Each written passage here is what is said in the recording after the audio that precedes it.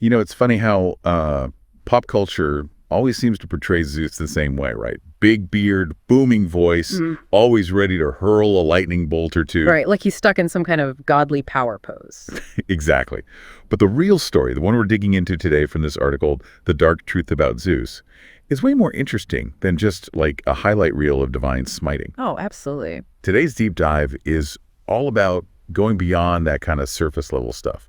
We're going to unpack what actually motivated Zeus, what really made him tick, what kept him up at night. It's about understanding the man or the god behind the lightning bolt, right? Yeah, exactly. And I think you'll be surprised by how relatable some of these ancient anxieties actually are, even for us in the 21st century. Yeah, that's what I found so fascinating about this article. It argues that these myths aren't just ancient stories, they're reflections of these timeless human dilemmas about power, responsibility, family, even. Right. It's like, even though we're talking about gods and monsters, there's something so fundamentally human about the struggles they go through. Exactly. And speaking of human, let's talk about Zeus's rather unconventional upbringing. The article starts by painting this amazing contrast. We've got baby Zeus hidden away in a cave, facing constant danger. Right, like, talk about a stressful childhood, huh? I know. And then you contrast that with the Zeus we typically think of. King of the gods, sitting on a throne on Mount Olympus, calling lightning strikes as he pleases. It's a hell of a glow-up. Seriously. But it makes you wonder, what happened in between? What kind of journey takes you from hiding in a cave to, ruling the cosmos? Well, the article really digs into that, It suggests that those early years, those years in hiding, were absolutely crucial for shaping who Zeus would become. Oh, interesting. It wasn't just about anger toward his father, Cronus, although, that's obviously a big part of it. Imagine being hidden away, constantly reminded of your father's tyranny, right? But also feeling this pull toward understanding it all, understanding the force that shaped your destiny, like it or not. Right, like trying to make sense of not just who Cronus is, but what it all means for him, for Zeus's future. Exactly, and that's where those seeds of doubt get planted.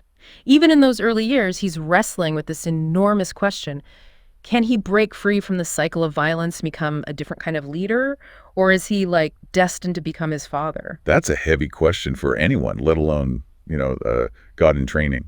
No kidding. And the article argues that this question, this fear of becoming what he hates, it becomes central to his entire journey, even as he ascends to power. Wow.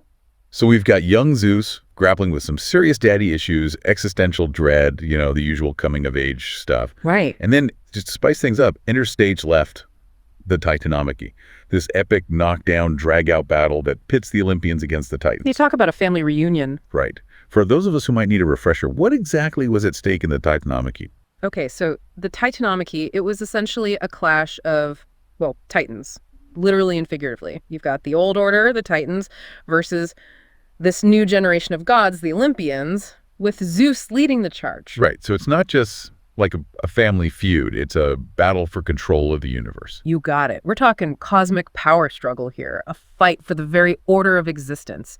And Zeus, despite all those doubts and insecurities we were just talking about, he's the one leading the rebellion. Talk about pressure. So yeah, talk about pressure. Leading a cosmic rebellion, trying to not turn into your tyrannical father. That's a lot for one god to handle. You can say that again. And that's exactly the dilemma the article really highlights. Zeus wins the Titanomachy, right? Yeah. But that victory, it comes with this heavy price tag. Right, because it's not just about winning the battle. It's about what happens after. Yeah. What kind of ruler does Zeus become once he's finally, top god?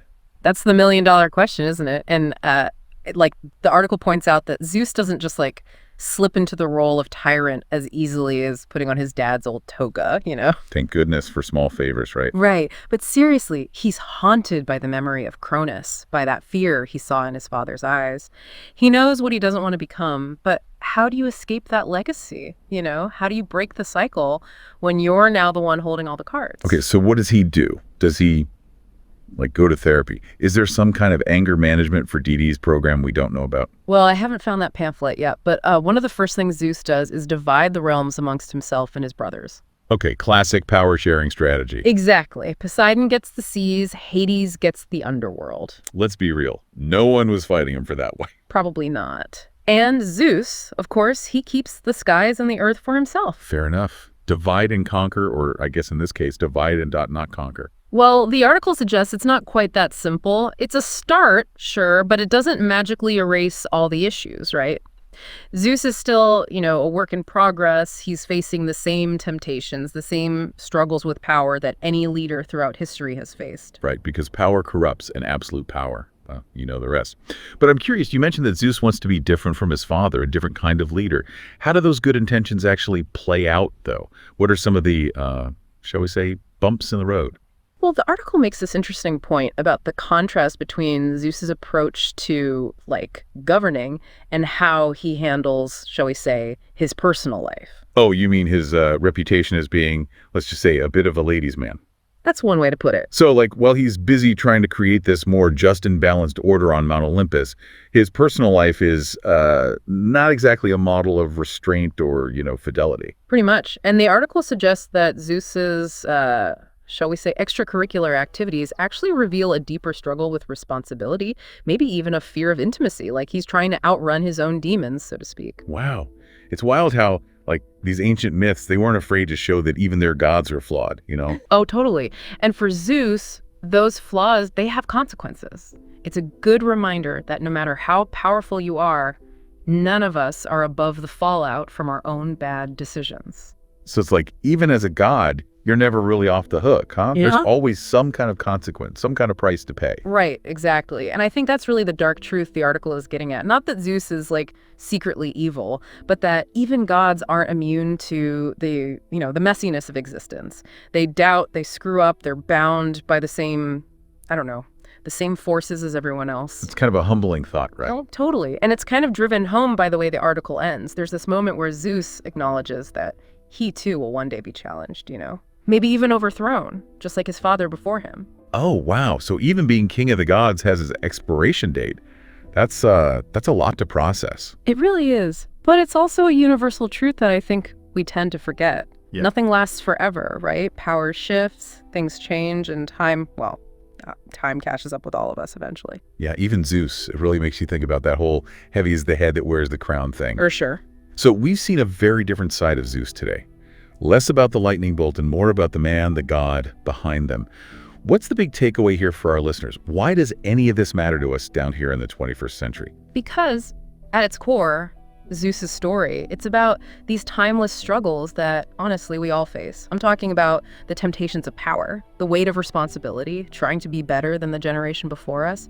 That's what makes these myths so enduring, They reflect something very real about the human experience. Yeah, the players change, but the game stays the same. Exactly. We might not be battling titans or, ruling Mount Olympus, but we all face those moments where we have to decide how to use whatever power we have, how to handle the consequences of our choices. Absolutely. And just like Zeus, sometimes we're going to get it wrong, We'll make mistakes, face setbacks, but it's the trying, that constant effort to learn and grow that really matters. It's a good reminder that leadership, responsibility, self-awareness, it's a journey, not a destination. And hey, if even Zeus was still figuring things out, I think we're in good company, right? I'd say so. Well, that's all the time we have for today's deep dive into the inner world of Zeus. Hopefully you've discovered there's a lot more to this king of the gods than meets the eye. Until next time, keep exploring, keep questioning, and remember, even gods have their doubts.